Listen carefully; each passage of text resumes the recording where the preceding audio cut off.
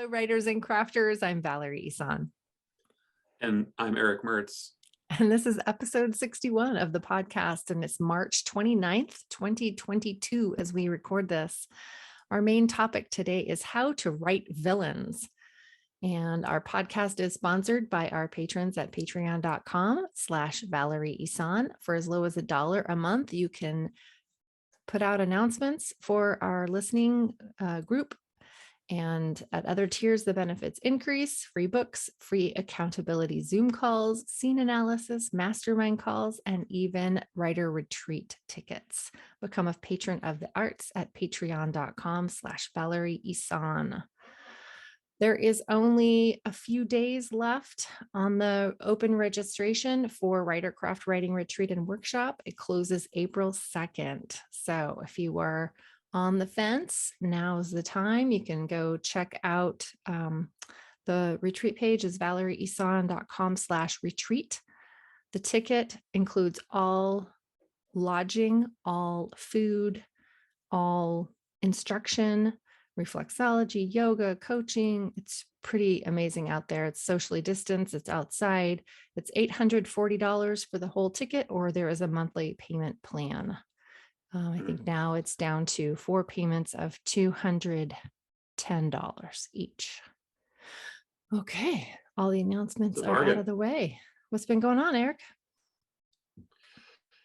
Not much. I'm done with we're done with spring break over here, which kind of puts life back into normal.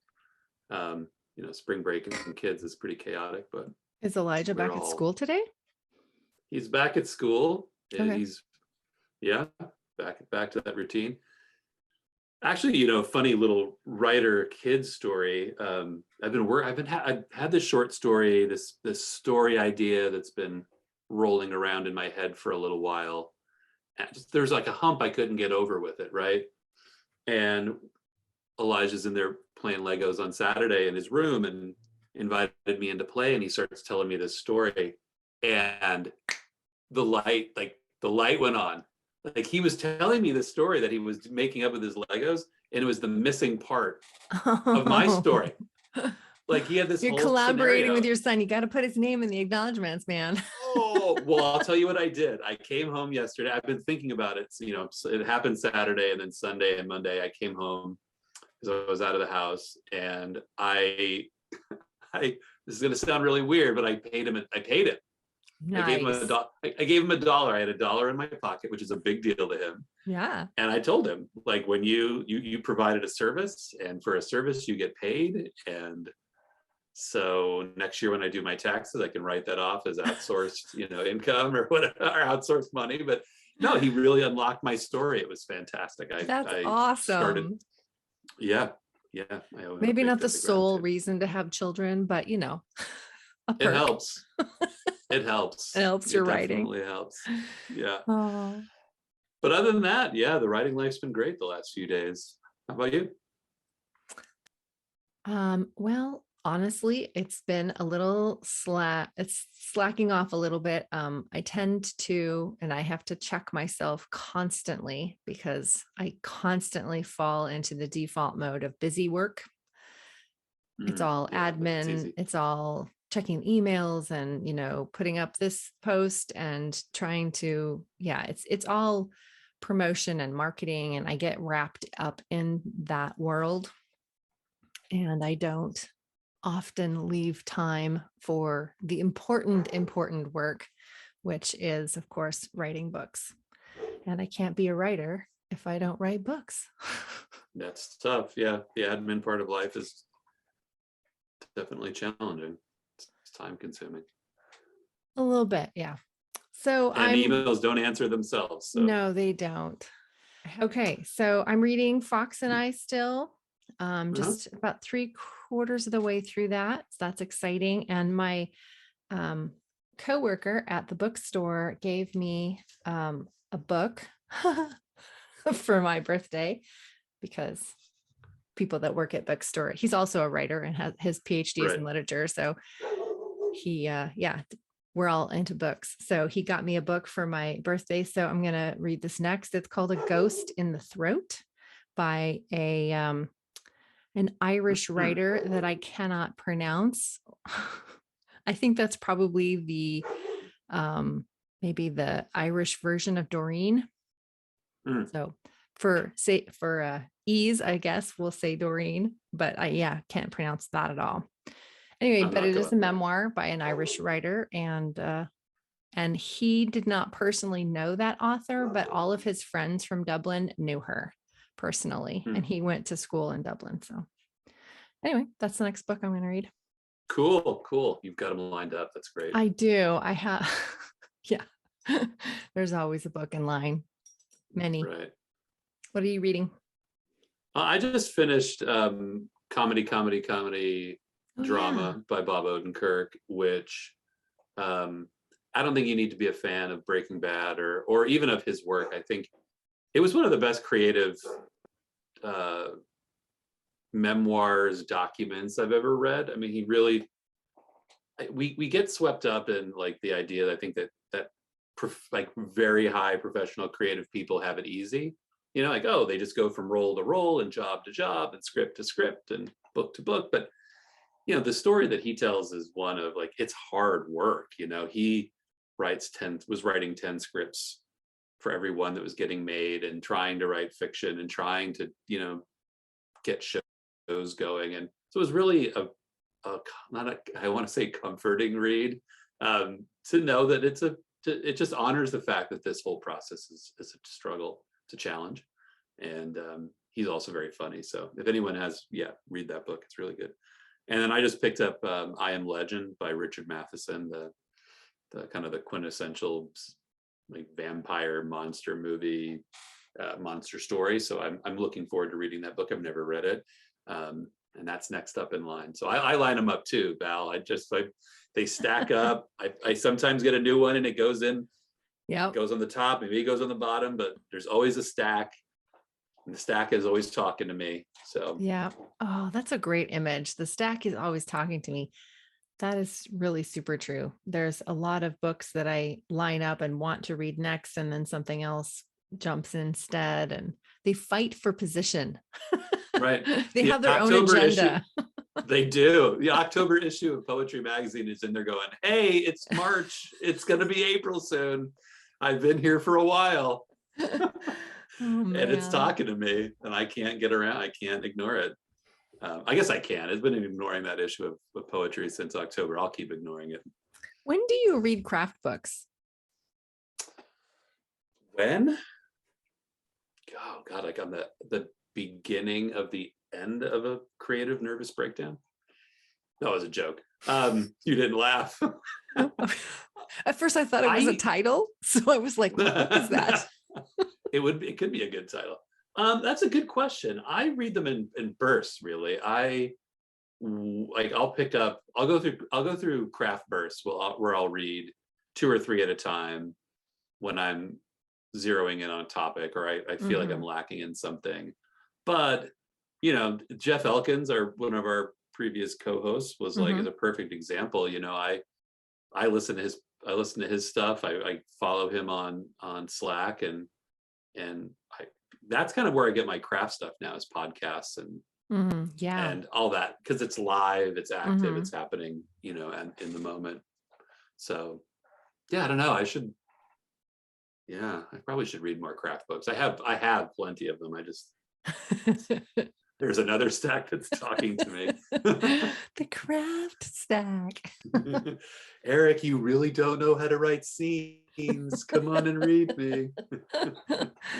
Oh, there's Shut a up, new stop book talking to called me. Writing Scenes coming out soon. I don't know when the launch date is, but and I just finished narrating part of it for the author, and one of my scenes is in the book. So you'll have to check it out. It's the 3-story method book, Writing Scenes by Jay Thorne. So that'll be next in the That was craft an space. unplanned and nearly perfect segue. Look how we did that. Right on. Okay, That check was it. great. How to write a villain. You're up, dude. Okay, so Val and I came on this topic in part because um, I put together a talk that I called "Monsters Are Needy," and I've delivered it.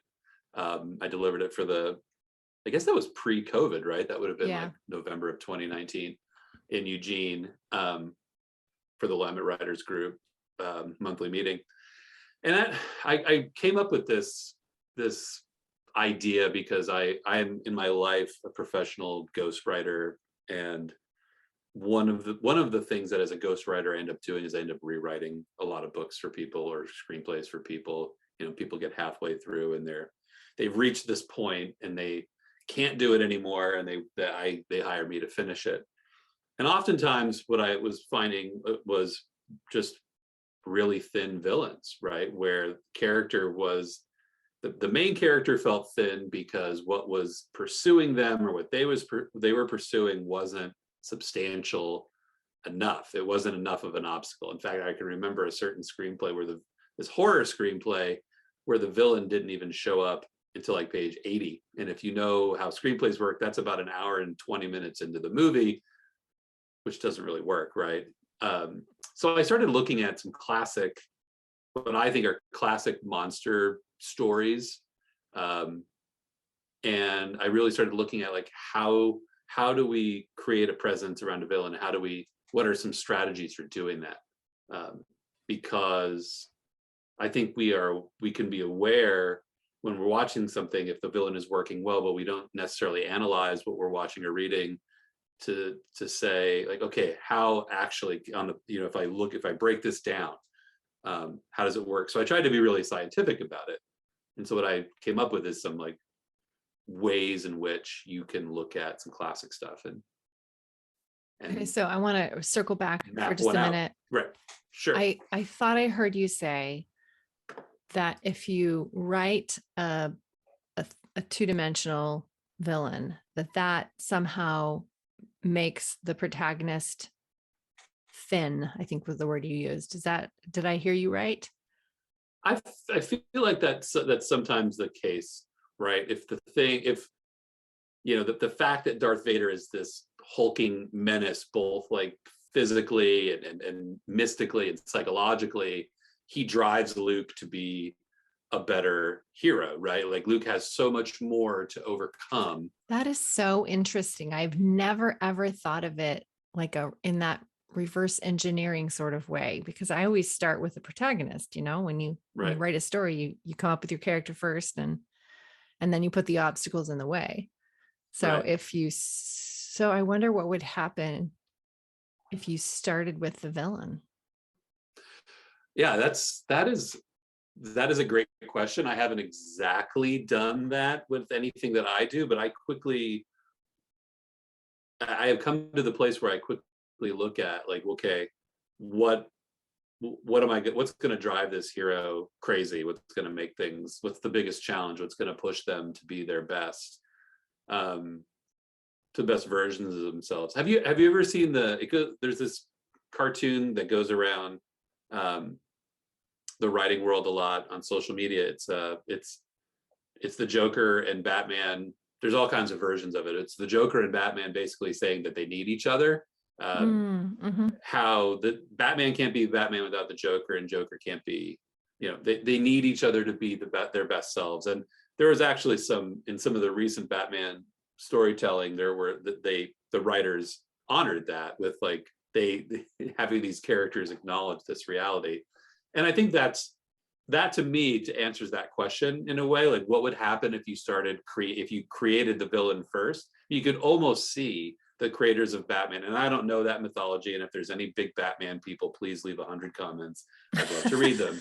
But like you can almost imagine the creators of Batman either starting with the Joker or quickly, soon after coming up with Bruce Wayne Batman, putting the Joker into place and then developing them simultaneously, because they are, they're simpatico. They're meant to go together. And I think not everything can reach that standard, but it's what you're striving for is something that two forces that drive each other.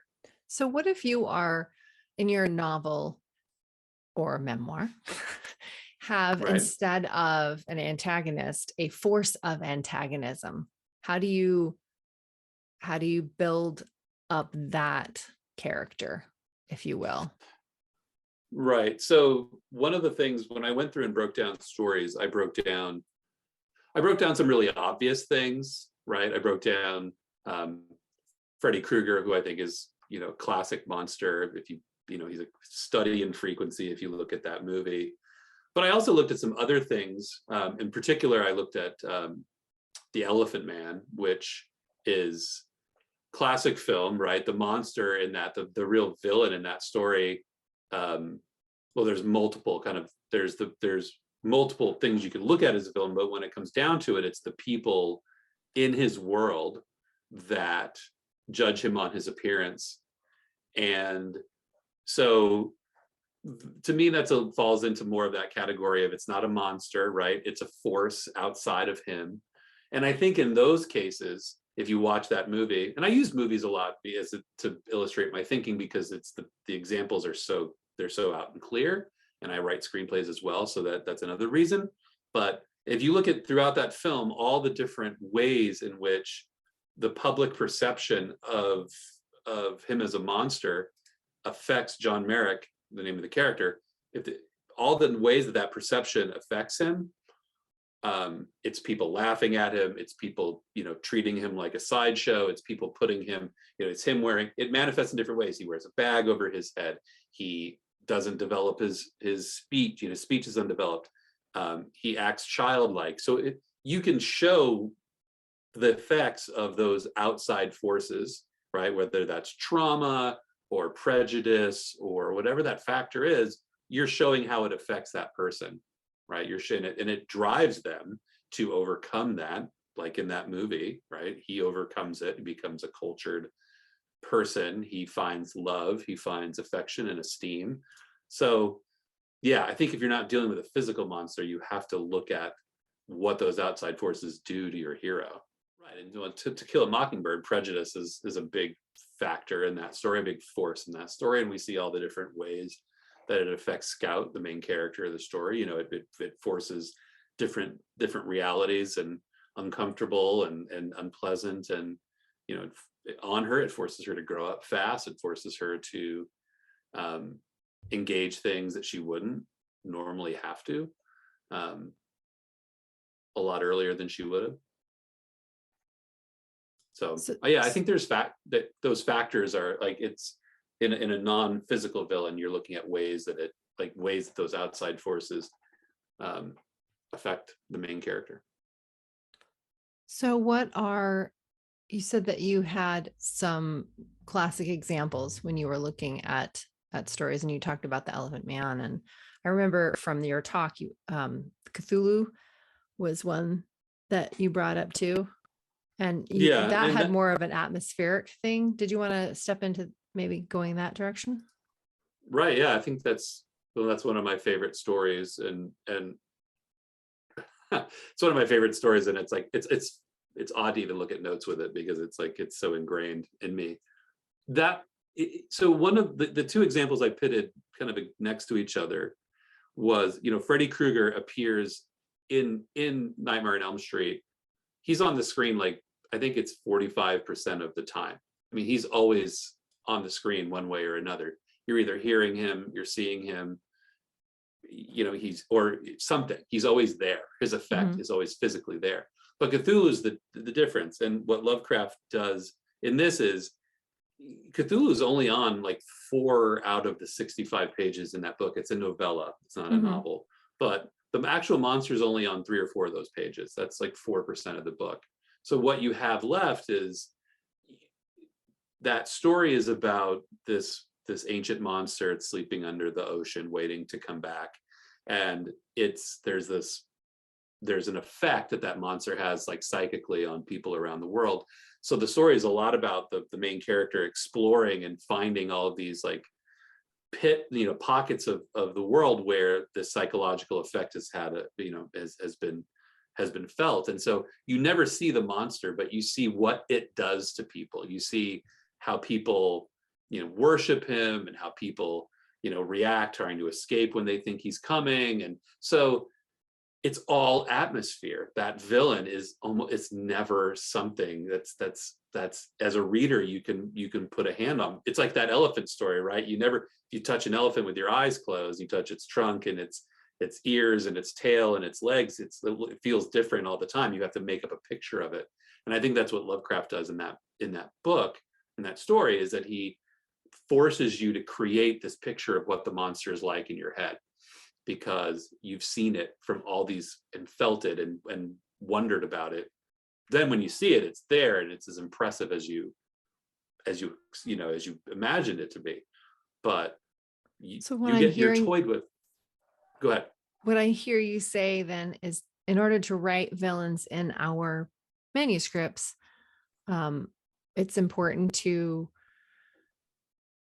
show how the monster or the villain or the antagonist's presence affects the other characters in the book. So they're interacting with the villain directly, but also indirectly. And just Yeah, that's I think that's crucial. crucial. Yeah, I think so, because you can't realistically, screen time and page time are precious, and you have to vary, the reader's engaging the main character. That is the goal. That is their story, that the story that they're following. And if you're only giving that main character like the obstacle in one form, then it becomes repetitious, right? If it starts out as the fear of the villain, the perception of the villain, the unknown, you can progress through a lot of interior character development in your main character by how they respond to that villain. So you're actually in places you're growing both things at the same time, right? You're showing something, you're giving them that fear stimulus, and then showing how they respond, more fear stimulus, growth, those kind of things. So then that develops both of those elements at the same time, right? And I think again, I go back to Nightmare on Elm Street, which they use Freddy a lot of different ways. There's sound, there's laugh, there's remnants of him, and then there's him. So until you're actually confronting face to face, it's a lot of different looks and feels. It's similar with Harry Potter too, right? Voldemort is the ultimate villain in that story, but J.K. Rowling does a really nice job of showing different ways in which the villain affects Harry and Hogwarts by, it's his influence on people, it's what he's done in the past, it's what he might do, and all of that is a way of challenging Harry, moving Harry forward, and also building up I think there's something to be said in your villain for esteem, right? The reader has to have some fear and esteem for that villain. Otherwise, what are they anticipating? The showdown with what? If that's not being built at the same time, I don't think you're getting there. So you're getting to that satisfying finish is what you're shooting for. So what do you think what are some tips that a writer could keep in mind while they are crafting this villain in their story? Do you think Well, that it should be like a character checklist? What's the wound? What's the, like, should we go through that process before we start writing?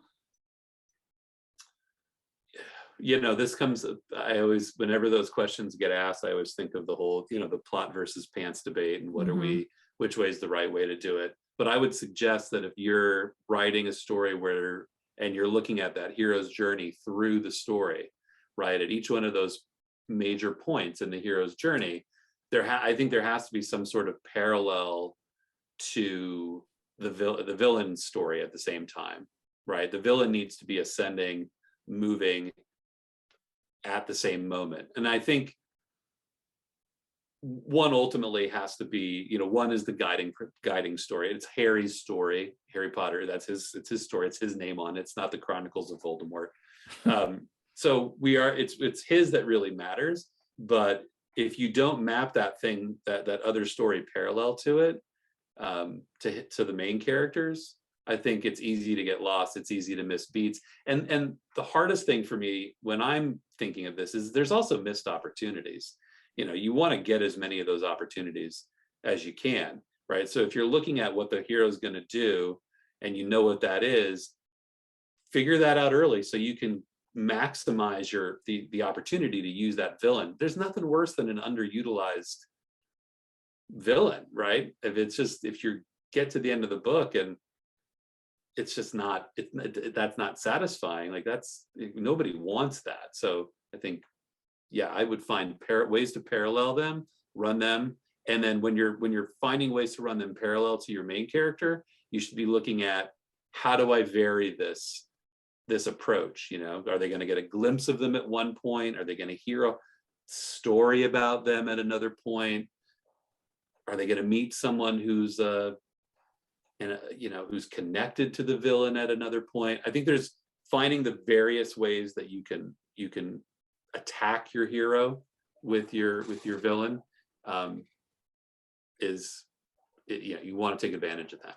Yeah, I like the idea of finding different ways to bring them in to the story in different levels and different senses, like you were saying, or yeah, the sound of them, or maybe they left something in a room. Yeah, I like Right. those ideas. But let's go back to parallel stories. So are you saying then that the villain's story is being written at the same time as the protagonist story, or is that just like backstory side stuff that the reader doesn't necessarily know, but the author knows as they're writing it, so that it does fit up in the manuscript? Or can you say more about that? Yeah, I think that, to me, that would depend on the story. If you're writing a story where that character has that evil character, villain character has a piece of the story, um, of their own, if they have scenes of their own, then obviously, yeah, you have to map that out.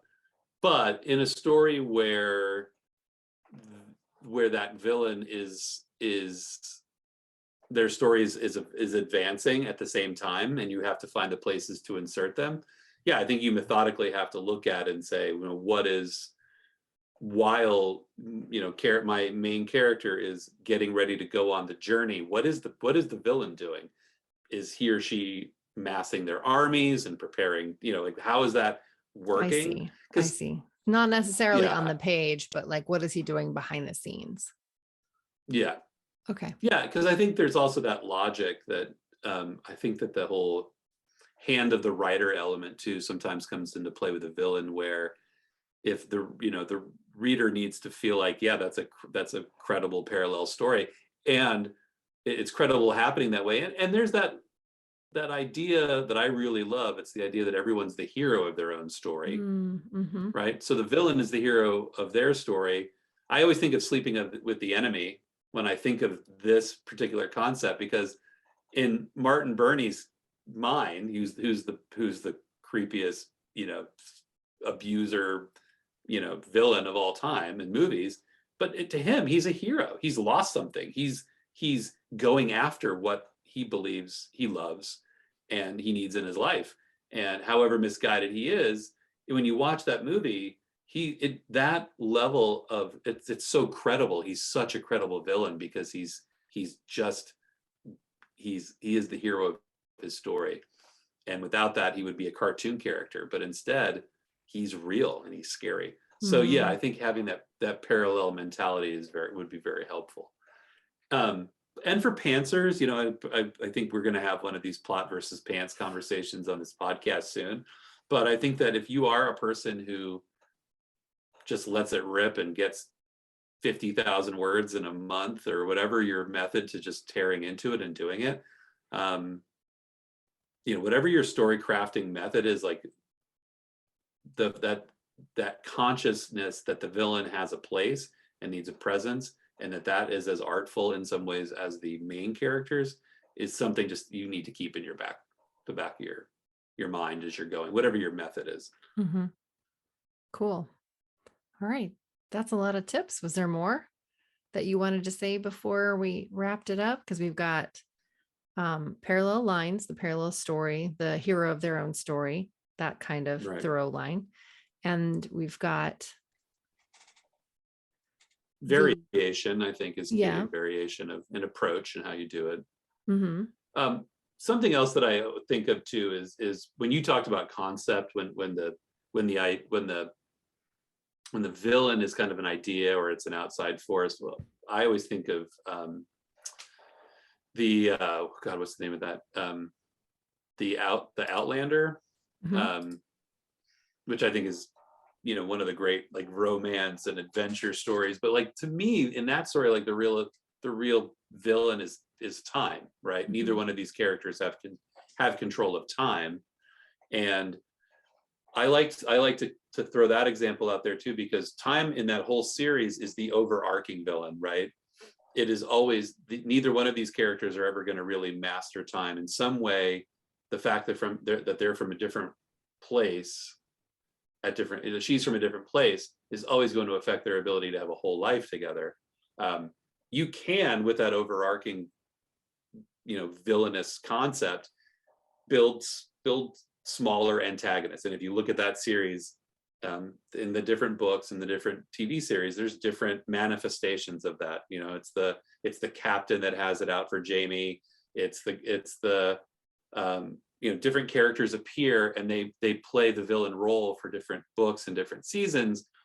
But there's always that looming bigger concept, right? You Mhm. could almost make the idea in your head that if these characters had a better control of time, they could more easily overcome the obstacles in the present. But they're always fighting that battle too. So Mhm. um, yeah, bigger concept things are fun to add in. I mean, you can do them. You can do them kind of like that shows us, or those books show us, that you can have a high concept villain, time, and a sort of in-person villain, and you can do both. They can work together. Cool. Yeah, that just makes it even more multifaceted, Right.